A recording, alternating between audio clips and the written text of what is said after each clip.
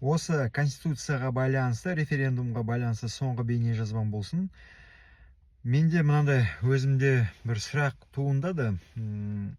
Мен иә деп жауап берем ба, жоқ деп жауап берем ба, деп қолдаймын ба, қолдамаймын ба деген сөз. Мүмкін мен қолдар едім.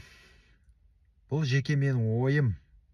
84% ата заңымыз өзгеріп жатқанда, екі-ақ жауаппен қалай жауап беруге болады? Немесе иә, немесе жоқ деп.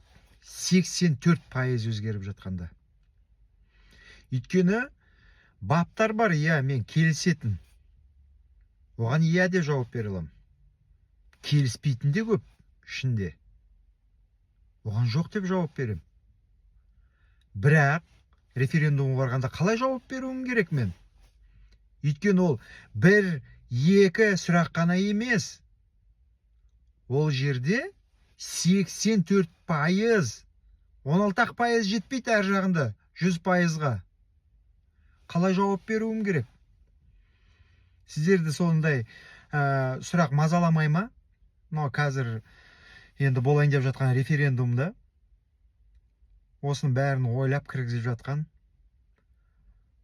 Іс шара мен өзім жеке ойым дұрыс емес деп ойлаймын. Енді өздеріңіз пікірлеріңізді астына жаза кетіңіздер. Талқылайық енді мынау. Қалай деп ойлаймын мен, масқара ғой деп. Шынымен де. Бұлай келсек, бір нәрсеге келіскін келеді, бір нәрсеге келіскін келмейді. Бірақ екі-ақ жауап, иә, жоқ. Тағдыры шешіледі адамның, Қазақстанның азаматтарының.